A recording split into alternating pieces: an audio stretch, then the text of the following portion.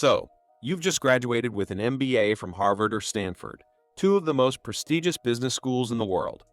You've worked tirelessly for this moment, juggling case studies, networking events, and endless exams, all with the dream of landing that perfect job. But here's the twist. What if we told you that even graduates from these elite programs are struggling to secure positions in today's job market? Is it the economy to blame, or are these universities failing to keep up with the times? It's a question every aspiring MBA should ask. Is the degree still worth it? In 2024, something unexpected happened. The once guaranteed golden ticket that came with a top-tier MBA isn't shining as brightly anymore. For decades, graduates from Harvard and Stanford walked out of those iconic campuses with multiple offers in hand, often signing six-figure salaries before the ink on their diplomas dried. But today, those opportunities are dwindling. At Harvard Business School, nearly 1 in 4 graduates from the class of 2024 were still searching for jobs 3 months after graduation. Stanford's numbers have also taken a hit, with only 88% of grads receiving offers in the same time frame.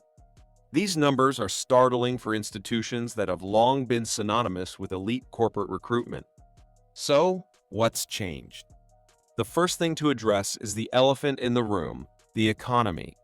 Global markets have been on shaky ground for years, and 2024 has been no exception. Inflation is squeezing businesses, recession fears are looming, and geopolitical uncertainties are forcing companies to rethink their hiring strategies. Industries like consulting and tech, once the strongest recruiters of MBAs, are scaling back. McKinsey & Company, a dream employer for many MBA grads, has cut down on hiring, while tech giants like Google and Meta are still recovering from waves of layoffs and restructuring. But the economy isn't the only factor. The job market itself is evolving. Employers today are looking for something different: specialists. They're seeking experts in data analytics, artificial intelligence, blockchain, and other technical fields. While MBA programs excel in teaching leadership, strategy, and general management, they often fall short when it comes to offering the technical depth that many roles now require. A graduate with a master's in machine learning or cybersecurity might be better suited for these positions than someone with a general MBA, no matter how prestigious the school. For international students, the challenges are even greater. A significant portion of MBA cohorts at these schools come from outside the United States. Many of these students rely on companies to sponsor their work visas. However, stricter immigration policies and higher sponsorship costs have made employers hesitant to hire international candidates. This has left many talented graduates scrambling for opportunities outside the U.S. or in sectors they hadn't initially planned to pursue. It's also worth considering whether these challenges are unique to masters, or if they're reflective of larger issues in the education system. Are we prioritizing degrees over skills? And if so, is it time for universities to rethink their value proposition entirely? So, how are Harvard and Stanford responding to these challenges? Both schools know their reputations depend on their ability to adapt, and they're making some big changes. Harvard Business School has revamped its curriculum to include electives in cutting-edge fields like fintech and blockchain.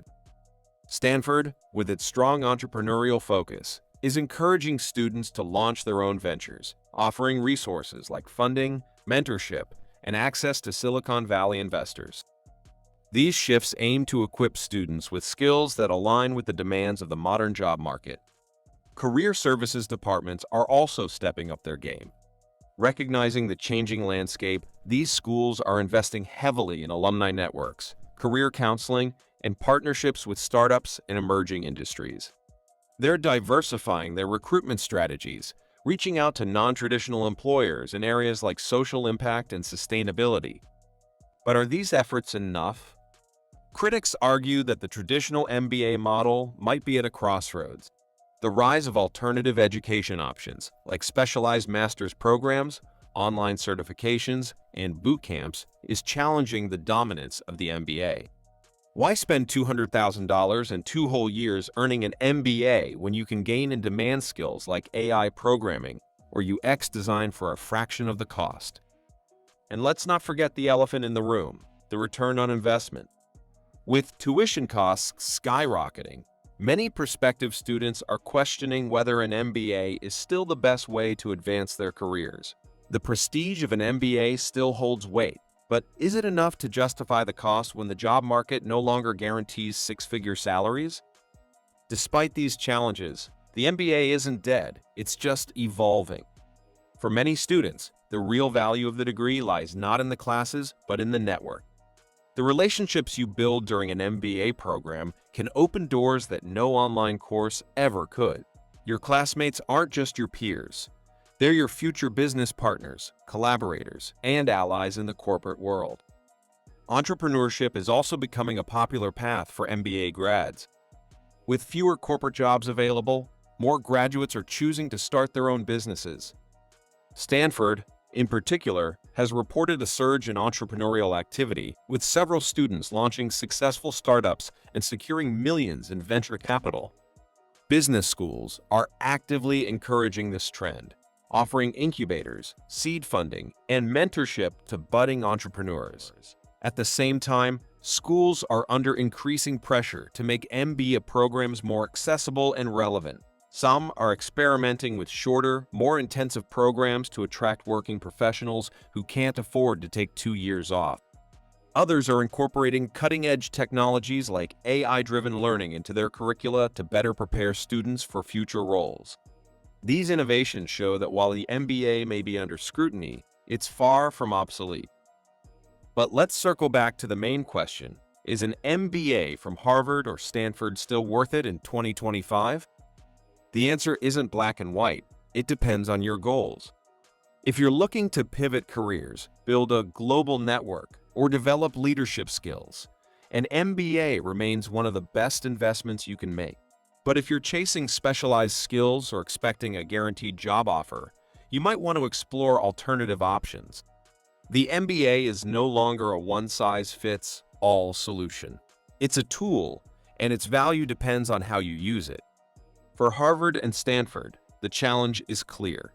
To maintain their prestige, they need to innovate faster than ever. This means not just tweaking their programs, but fundamentally rethinking what it means to prepare students for leadership in a rapidly changing world. As for prospective students, it's time to ask some hard questions. Does the name on your diploma still carry the same weight? Are you better off pursuing a specialized program that aligns with your career goals? And most importantly, how do you ensure that your education prepares you for the future, not just the past? If this deep dive into the challenges facing MBA graduates has given you something to think about, hit the like button, subscribe for more insights, and share your thoughts in the comments. Is the MBA still worth it? We'd love to hear your take. Thanks for watching, and we'll see you in the next video.